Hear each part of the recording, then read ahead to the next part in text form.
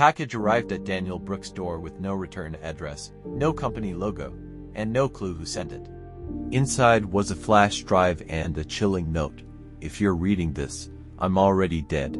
But that wasn't the shocking part. When Daniel played the video on the flash drive, he came face to face with a man who had been buried 10 years earlier, a man the entire town believed was dead. And what he revealed would uncover a 15-year-old murder, expose the town's most respected citizen, and lead to a truth so dangerous that people were willing to kill to keep it hidden. Stay until the end, because the final witness in this case was supposed to be dead. Before we continue, hit the subscribe button now and join us for more shocking mysteries every week. Don't miss what's coming next. Daniel Brooks almost ignored the package. After a long day at work, all he wanted was dinner and sleep. The plain brown box sitting on his doorstep looked like nothing special. There was no company logo, no return address, and no delivery label he recognized, just his name. Curious, he carried it inside and placed it on the kitchen table. Inside was a flash drive and a folded piece of paper. His stomach tightened as he opened the note. "If you're reading this, I'm already dead." Daniel stared at the words. Something felt wrong. He plugged the flash drive into his laptop. A video file appeared.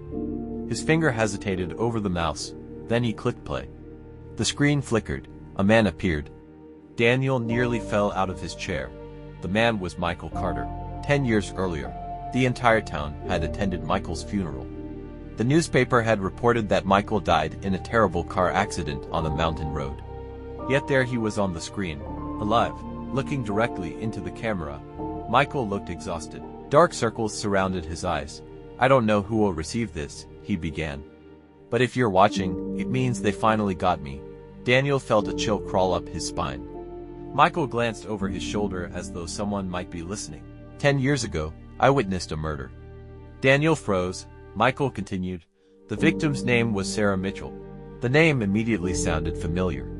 Sarah Mitchell had disappeared 15 years earlier. She had been 26 years old. One morning she simply vanished. No body, no suspects, no answers. The case had become one of the town's greatest mysteries. Michael leaned closer to the camera. "I know where she's buried." Daniel watched in stunned silence as Michael revealed coordinates leading to an abandoned farm outside town. Then he said something even more shocking. "I saw who killed her." The video ended abruptly. Daniel sat motionless. The next morning he took the flash drive to the police station. Most officers dismissed it immediately. A confession from a dead man sounded ridiculous. But Detective Rachel Stone felt differently. The coordinates were specific, too specific. A search team was sent to investigate. 3 hours later Rachel received a call.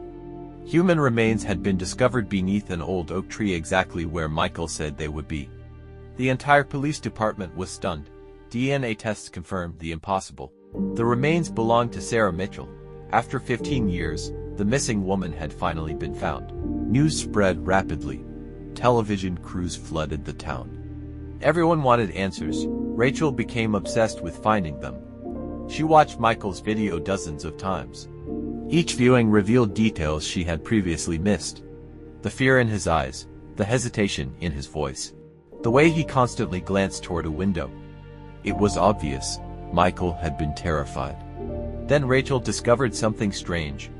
At the end of the recording, hidden within a single frame, was a sequence of numbers. Most people would never notice it. Rachel paused the video and enlarged the image. The numbers matched a bank account. After obtaining a warrant, investigators examined the account. What they found changed everything. Over several years, millions of dollars had flowed through the account. The money eventually led to one name. Richard Holloway, the richest man in town. A respected businessman. A generous donor. A local hero. Or so everyone believed.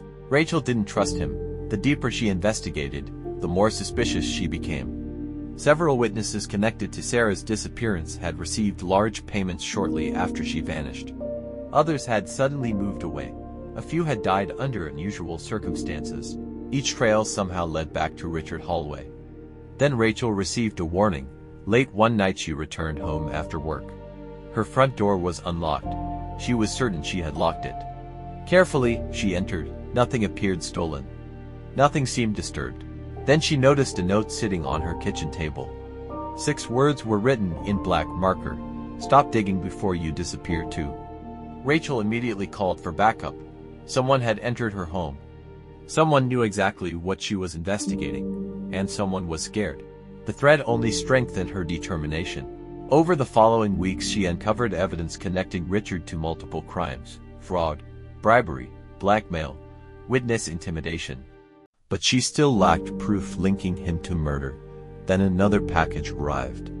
This time it was delivered directly to the police station. Inside was another flash drive. No sender, no explanation. Rachel watched the contents alone. The video showed Michael Carter again. This recording appeared older. His voice shook as he spoke. "I made a terrible mistake." Rachel listened carefully. Michael revealed that he hadn't simply witnessed Sarah's murder. He had helped cover it up. Years earlier, he worked for Richard Holloway. He handled finances, moved money, destroyed evidence. He knew everything. One evening, he accidentally discovered proof that Richard's empire was built on criminal activities. Before he could decide what to do, Sarah Mitchell discovered the same secret. She threatened to expose everything. A week later, she disappeared. Michael confessed that he had been present the night she died. Not as a killer, as a coward. He watched it happen and said nothing. The guilt haunted him for years, so he secretly began collecting evidence against Richard. Every transaction, every bribe, every crime. He copied everything, stored duplicates in hidden locations, prepared for the day Richard would eventually come after him.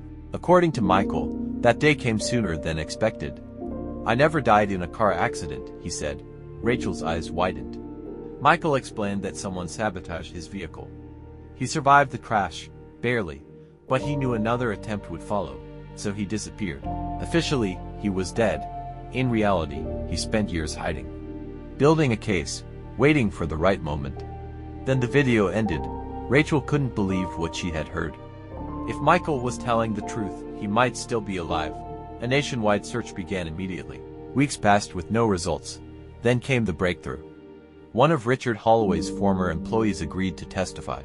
The witness revealed the location of a hidden warehouse near the river.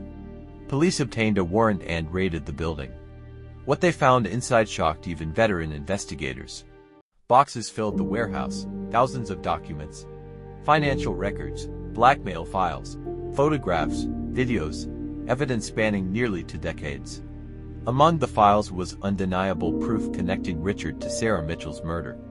Arrest warrants were issued immediately. Richard attempted to flee the country. He was captured at a private airfield just hours before departure. Months later, during Richard's trial, a man walked into the courthouse, older, thinner, wearing glasses. At first nobody recognized him. Then Rachel froze. It was Michael, alive. The courtroom erupted into chaos. For 10 years the world believed he was dead. Now he stood before them. His testimony destroyed Richard's defense. When the trial ended, Richard Holloway was sentenced to life in prison. The town finally learned the truth. Families of other victims received answers. As reporters surrounded Michael outside the courthouse, one asked why he had finally returned. Michael looked toward the sky. Then he smiled sadly. "Because fear kept me silent for 10 years. But guilt kept me awake every night." The next morning, Michael Carter disappeared again. This time by choice. No interviews, no publicity, no farewell, just gone. And to this day, nobody knows where he went. But the truth he revealed changed the town forever. Thanks for watching. If you enjoyed this story, hit the subscribe button and turn on notifications so you never miss our next mystery. See you in the next video.